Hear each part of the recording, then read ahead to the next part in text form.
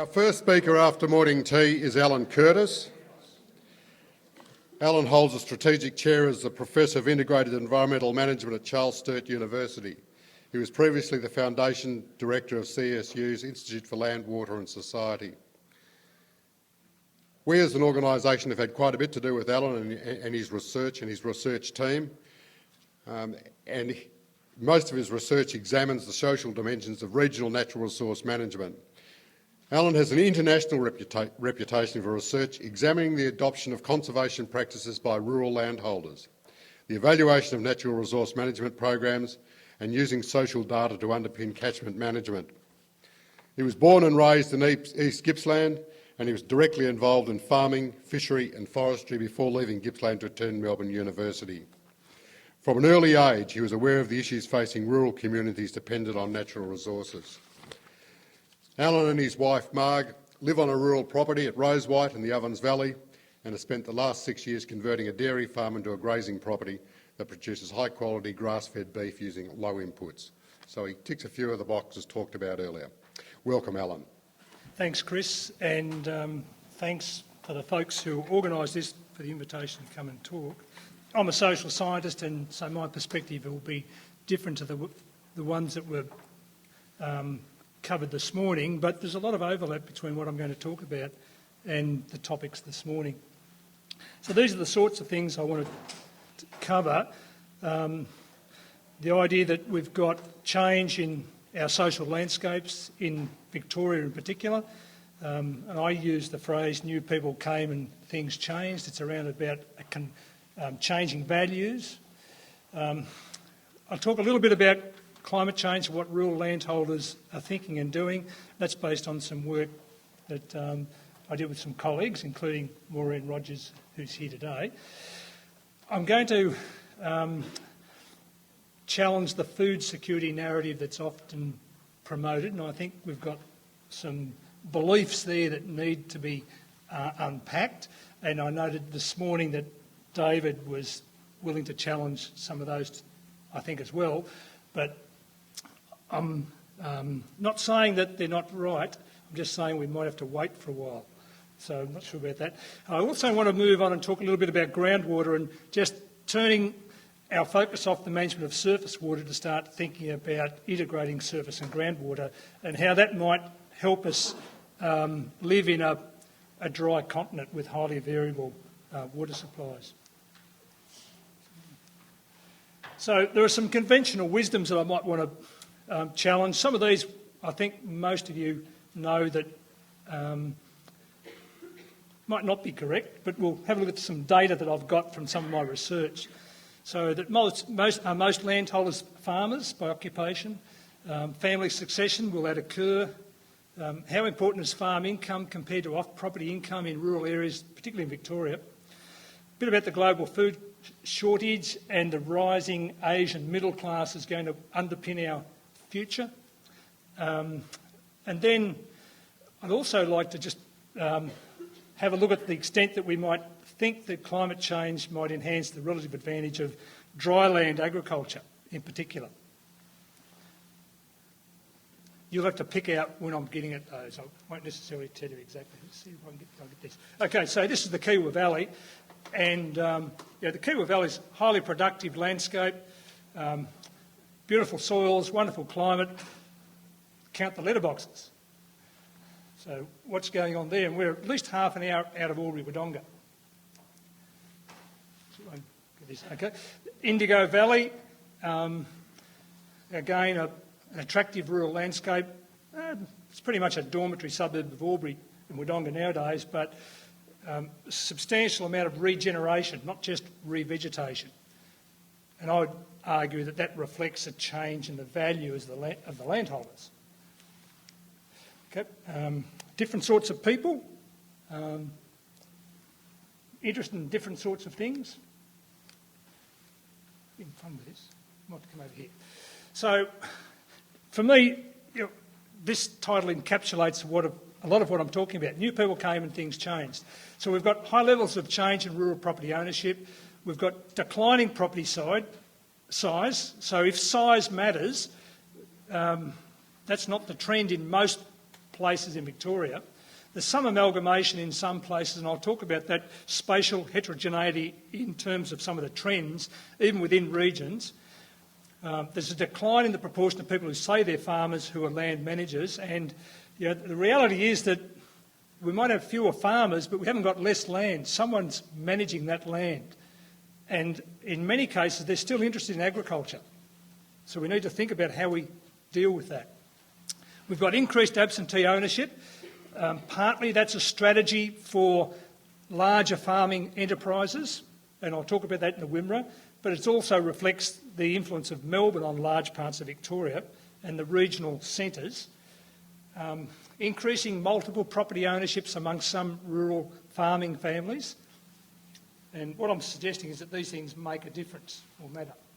Okay, so this is sort of an area of Australia that I spend most of my research interest in. So it's a little bit in Queensland, all the way around to the end of Victoria.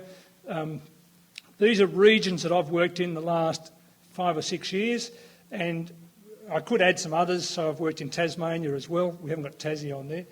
They might get offended if we've got a map of South East Australia without Tassie. And I've got work in the Namoi at the moment as well. So I've got a reasonable grasp of some of the trends across large parts of South East Australia with survey work and other research that we've undertaken. I'll draw on some of that today. Okay, if we look at the Wimmera, I've done a particular type of research in the Wimmera in 2002, 2007 and 2011.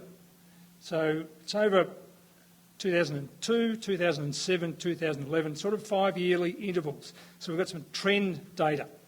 And it's where we've taken surveys of rural landholders, of 1,000 landholders. We've got this spatially referenced and with a good response rate.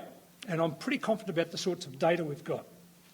So most people that we survey say that they would love to stay on the property and keep the property within the family. So they're those first 2 points. So about 66% say that they intend that the property would stay within the family. About 62% say they intend to live on the property for as long as possible, so they'll die with their boots on. Similar proportions of people saying they want to sell as expand their properties. So that's probably encouraging. There's still demand there. This is interesting, isn't it? The median length of residence in the Wimmera was 45 years. In other words, half the people were there for longer than 45 years and half the people for less. And the median length of property ownership was about 28 years. So there's a fairly stable social structure there in large parts of the Wimmera. That's changing, and I'll come to some of those changes. The median age is 57 years. Hasn't really changed much. Gone up a little bit, not much. Okay, what about family succession? Well, if we look at this, and the data is across those catchments, but the most important, let's look at the Wimmera in particular. So in 2011, 66% of our respondents said they wanted to pass the property on in the family, but 20% had a succession plan that was anywhere near what you'd expect if they were going to do that. So, we're not expecting most of those properties to stay within the family. Some will, but you can't expect most of them to stay within the family. Property turnover in the Corangamite region, and this is a little bit different to most of Victoria because it's so close to Melbourne and Geelong. This is based on a PhD looking at all the property sales for all rural property across Victoria. And what we're looking at here is an increased percentage of property sales over time, and about 25% of properties have been sold in the last decade. Now, in the Wimmera, not quite as high as that, but the trend's the same. Okay, from our research, we've been trying to get ahead. Instead of looking back, we've been trying to predict property turnover. And we've been trying to do that based on some fairly strong principles. So we're looking at life expectancy tables, It's pretty hard to deny those. So if we know someone's age, we can predict when they're going to move off the page. But we also have information about when people expect to retire from farming, and we've also got Australian Bureau of Statistics data about when most farmers retire. Most farmers don't die with their boots on. About 70% will retire at about 65. It's not surprising, it's when the age pension kicks in. So, based on that information and some other information we've got, we can make some predictions about property turnover. And you'll see here, in those surveys we've got, 2002, about 36%, 2007, 45%, 2011, about 50%. So even just that's remarkable, isn't it? So if you think, if we're even close, about 40% of those rural properties will change hands, not necessarily be sold, but there'll be a different person managing them in the next decade. What does that mean for natural resource management? What does it mean for social, the social services? What does it mean for some of the volunteer organisations? Now, this was interesting. So in the Wimmera, this surprised us. If we're going to get 25% of the properties sold in the previous decade, if we think we're getting somewhere around 40% of properties turning over in the next 10 years, how come we haven't got a bigger proportion of people are new owners? They've been there for less than 10 years. How can that be? Okay, so I'll come to that in a sec.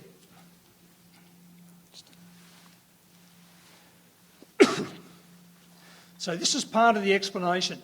The second bullet point there is that 34% of our respondents own more than one rural property in the Wimmera. So, and you might say, well, that's not surprising. People have got to get bigger. And we've heard about the importance of the economies of scale.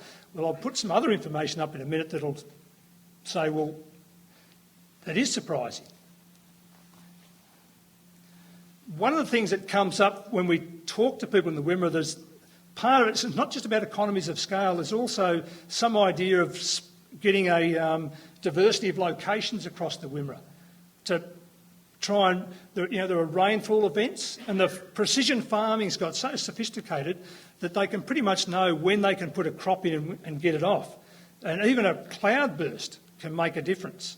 And if you've got a number of properties spread around the Wimmera, you've got more chance of being able to go and farm profitably. There's a little bit of risk-taking in this. The rewards for getting the price, for getting a crop off when prices are really high in that cropping environment, encourage people to take some of those risks. They're prepared to bury a bit of seed and fertiliser. Okay, have a look at this. So there's a little bit in this. So if we look at, this is across the whole region. So the level of interest in buying more land is still there, but it's dropped significantly, hasn't it? Across those three periods. The median property size. So the median property size has gone from 900 hectares down to 600 hectares. Now, this is the bit that will blow you away. If we come down here, the proportion of people who say they're farmers by occupation has dropped from 80% down to 56%.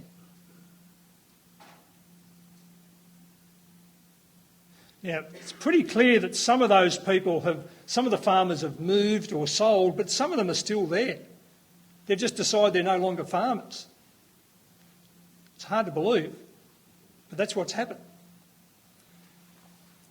So, and I'll show you some spatial dimensions to this in a minute, but these trends are pretty consistent right across the Wimmera, from the northern part where you've got the cropping and large-scale agriculture, right down to around the Grampians and a lot more smaller properties and amenity sort of lifestyle landscapes.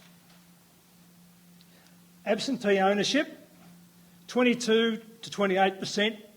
It's up. Now, the interesting thing there is that that's pretty consistent right across the Wimmera region. It doesn't really matter whether you're in a farming landscape or an amenity landscape, it's pretty much the same. So if you're a natural resource management organisation, or if you're providing some other social service, you've got about a third of those properties are owned by someone living somewhere else.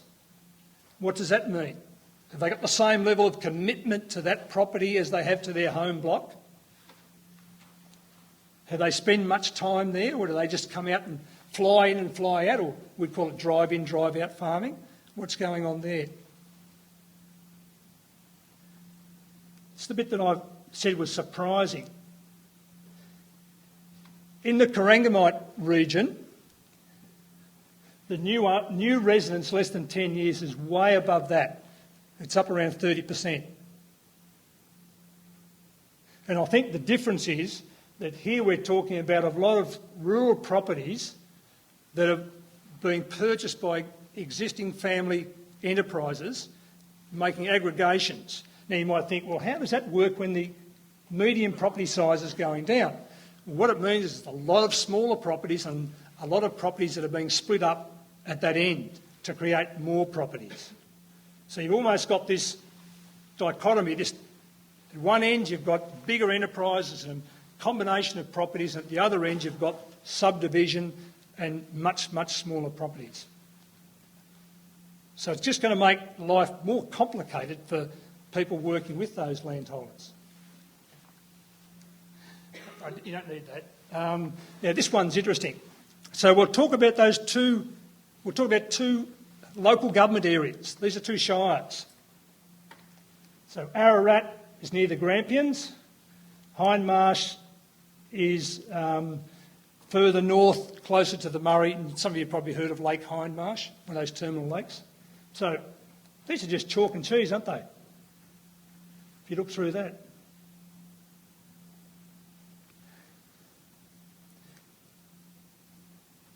That's interesting, isn't it?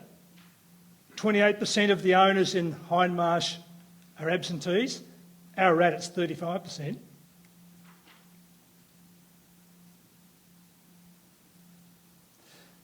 This is interesting too. Look at this.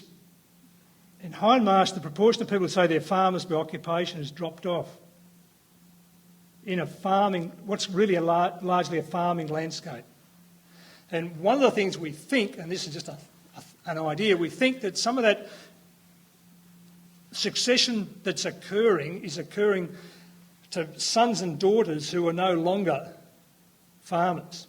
But they've kept the farm, and with a cropping enterprise, you can actually, I know people who farm it in their annual leave. Or they bring in contractors and external support to help them do it. So it's not quite the same as pulling calves from cows. You have to be there, but it's possible to do it in that cropping environment.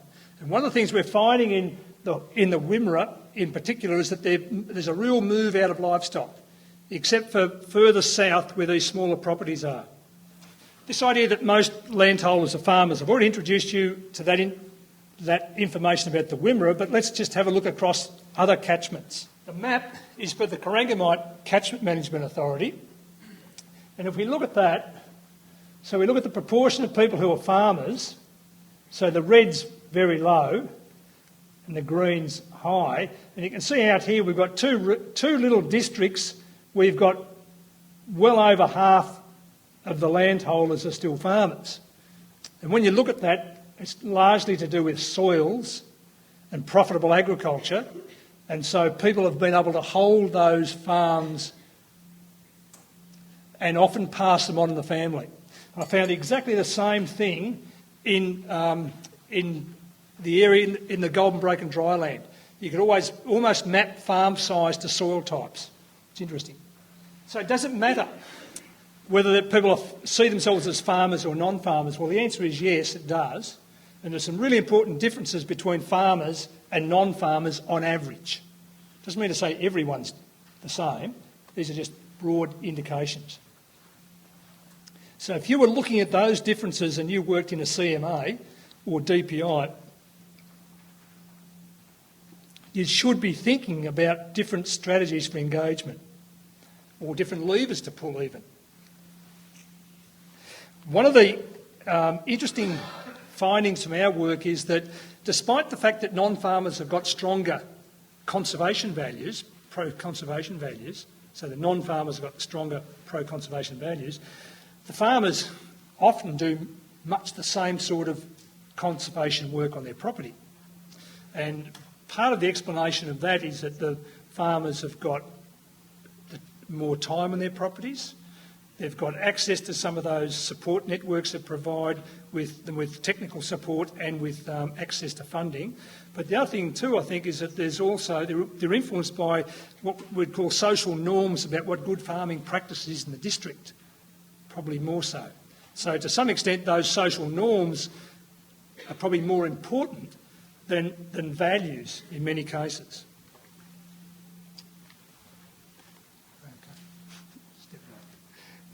Okay, on and off property income, I won't spend too much time on that, just to say, and this is amongst rural landholders, this is without taking into account townships, and our surveys didn't really get to tiny rural properties, we cut off at 10 hectares and above. So in the Wimmera, as you might expect, on-property income is more than off-property income, on average, amongst rural landholders. Get down to here, to the Ovens, or in the Golden Broken, it's nowhere near close. So when we talk about does scale matter in agriculture, what's a profitable enterprise? Well, clearly, amongst rural landholders here, on-property income is just one part of a portfolio for most people. It might still be important, but there are going to be a lot of other factors influence what they do on their properties besides just the bottom line. How does it fit with their other commitments, the type of enterprise or the activities of the plan? This just confirms the sorts of things that were said before about change in land values.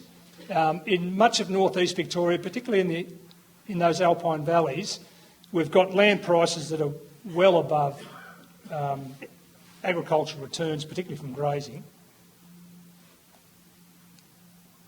Okay, I'll keep going. Okay, some of the issues for me about ongoing subdivision. Landscape values are at threat. Do you want houses all the way through that? Infrastructure costs, water harvesting, public safety. This was on the Kiwa Valley. This one surprised me. You've got people driving past at 100 kilometres an hour and a local government authority gives someone permission to build a house right on the edge of the road on a couple of acres. These things need to be thought through somewhere. This is probably the biggest issue for me, is about the capacity to go from this to this. And I'm really concerned in northeast Victoria the extent that we've got thousands of people living in fire-prone areas and we're allowing subdivision to occur all the time. I think the figure I've got here somewhere is there's one new house built in a rural property in Indigo Shire every week. What happens to food and fibre production? Yeah, that's an issue, but it's less of a concern to me than the public safety issues, to tell you the truth. Okay, why we have these trends, I want to talk about some other things beside these things, so that's there for you to read later. What can we do? About rural subdivision, I think we can do quite a bit if we want to. For those people who live in those parts of Victoria that have been subdivided, I think we need to stand up and make some arguments about the reasons why you don't want that to happen.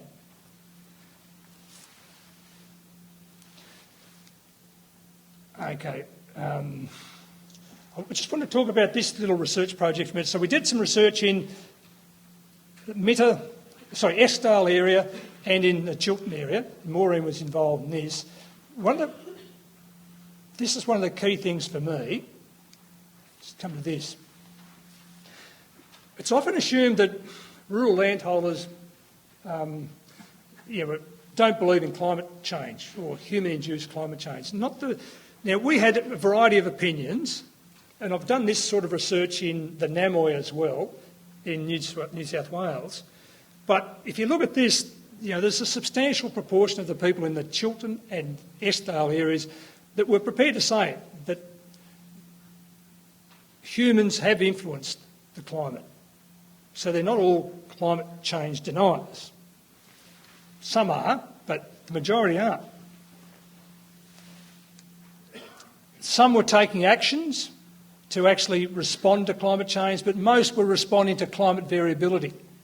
And that's a sensible thing in my view, because most farmers can tactically respond, but you've got to be careful about how far out you start to make strategic decisions. And I think that fits with the comments that were made this morning, and I'll come to that in a minute. We'll skip through this stuff. Okay, I'm skipping to India. So we're in South India in a monsoon climate that's got about, say, 750 to 800 millimetres of rainfall. Sound familiar? And here we are, we've got Indian women working the field.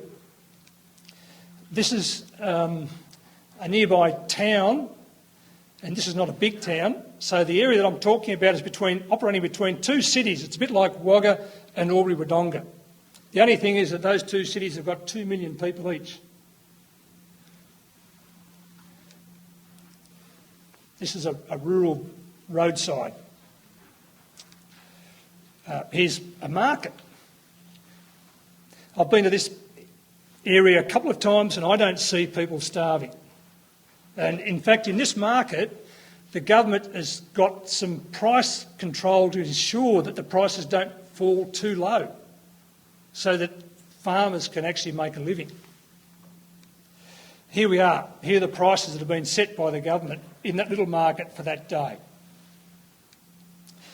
Here we are out in an area close by where we've got good soils, reasonable rainfall, and they're not in drought. And what have we got on this place? A thorny acacia. Thousands of acres of it.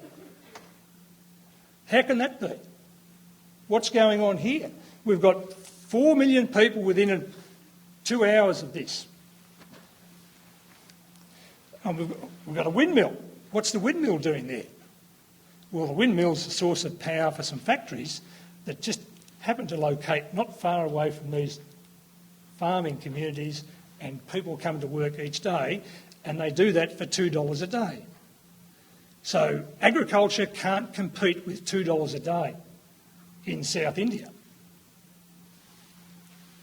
What do you pay for your labour in northeast Victoria? Here we go. This looks great. We've got coconuts. Why have we got coconuts? Because the people who are left behind, who are about my age, find it too hard to grow rice. It's hard work. They grow just enough rice for cultural reasons. And the rest of the time, they put their feet up, talk to their mates in the tea shop and grow coconuts and rely on remittances to come back from their sons and daughters in suburbs somewhere else. Now, here's India, suburban India. This is just this 2 million township. A friend of mine is an academic, not extremely wealthy. He built this palace for $30,000. And he earns 1/10 of what I earn. So you could have 10 Indian academics for what I earn. Across the road, someone was building another palace, and the skilled tradesmen working with teak were paid $10 a day. $10 a day. Now, when my colleague went to buy meat, I was asking, how much does he pay? Okay, they don't buy much beef. They buy quite a bit of chicken. It's reasonably expensive for them. It's less than half the price of what we would sell it, sort of off the farm almost. Yep. So there's some real issues there, aren't there? So this is the Asian middle class. Are they going to be buying lots of Australian beef at whatever price gets packaged up by a multinational to take over there? I don't think so. There might be some. Okay. I'll finish off just talking a little bit about this. I've had some other things I want to talk about, but I can do that another day. We're a high-cost producer of food. You know, we need to be careful about getting too excited about this rising tide of global food demand lifting all our boats at once.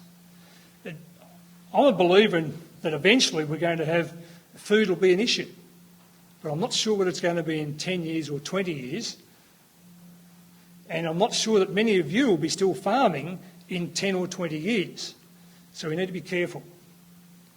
Julian Cribb will probably present a different picture, but this is the one I'm presenting. I travel in South America, North America, Europe and Asia.